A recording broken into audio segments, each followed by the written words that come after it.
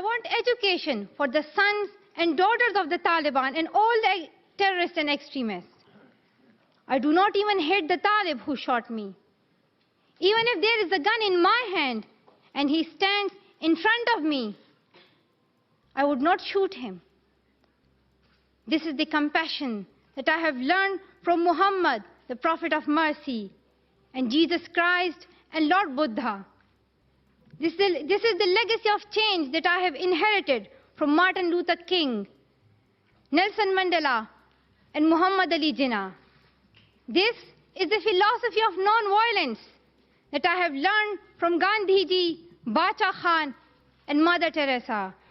We must not forget that millions of people are suffering from poverty, injustice, and ignorance.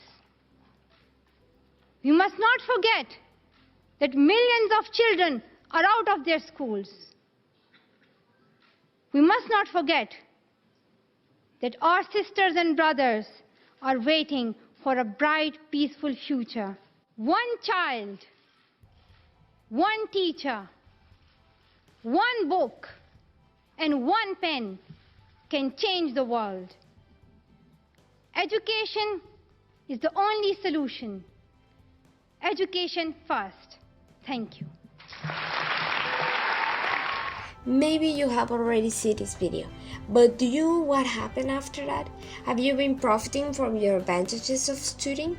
Do you know all the platforms that help you to enhance your personal and professional knowledge?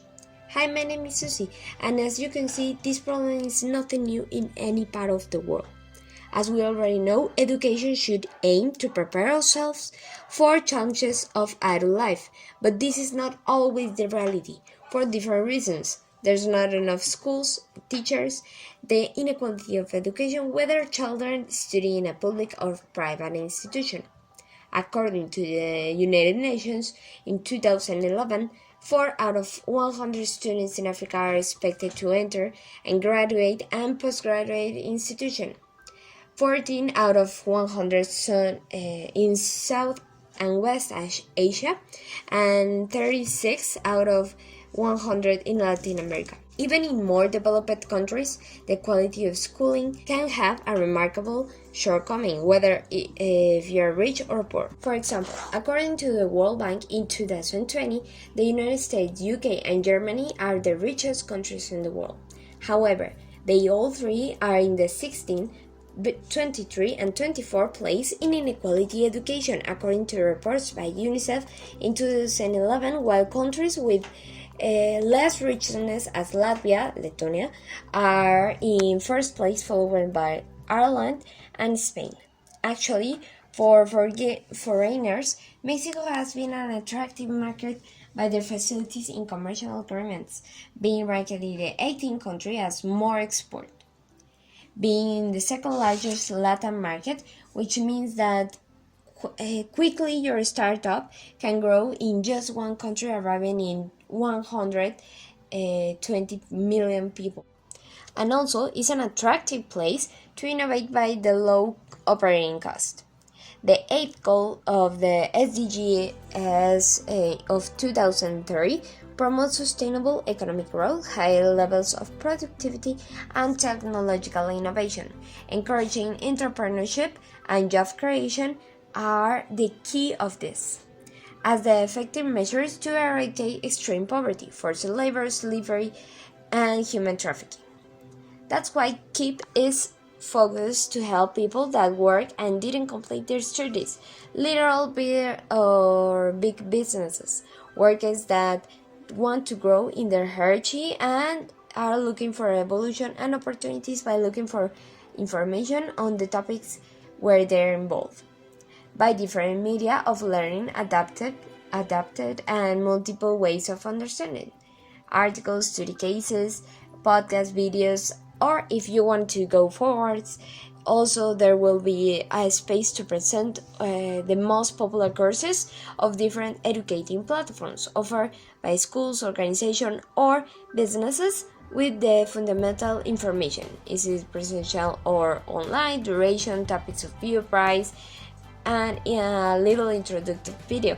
So you can have you can have all the information to make an informed decision. Another goal from the SDG agenda that I want to focus on is to develop the 16 Peace, Justice and Strong institution. This goal is one of the hardest ones. As the ONU says, it's not inevitable, but must be addressed, because there are many regions that live with peace, security and prosperity, while others fall into seemingly endless cycle of conflict and violence for different reasons. And I uphold we cannot claim an absolute peace. In this aspect, we are sentenced to fail. Nevertheless, they also assert that the SDGs aim to significantly reduce all forms of violence and work with governments and communities to end conflict and insecurity. Promoting the rule of law and human rights are the key of this process, as it reduces the flow of illicit arms and strengthening the participation of developing countries in the institution of global governance. According to multiple studies, adapting the spaces and objects around you enhance the work and life performance. The most common proposals are the following: decorate your spaces, allow the passing of sunlight, be close to your friends and colleagues, have projects and goals for self-development, among other good advices. So, not all the people can achieve this thing in their daily life. Here is my proposal, where my proposal comes on. How to enhance the day of all kinds of different lifestyles. For this, we have to consider the basics. How can a person be wellness? First, by having their basic needs like health, and we usually think in physical health, but not too much in the emotional or even mental health that contribute to complete wellness. And this, and as people say, smiles are contagious.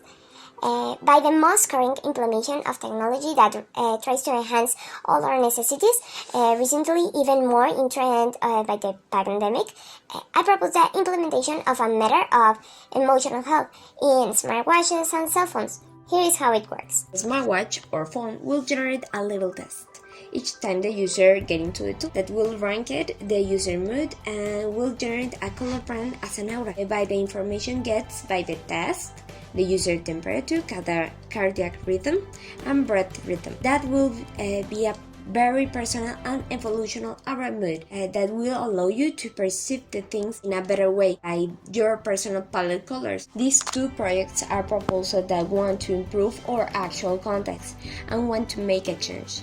But the root of both is the collaboration and social wellness. And this just can be made by working together. What are we waiting for? If we don't do it, then who will?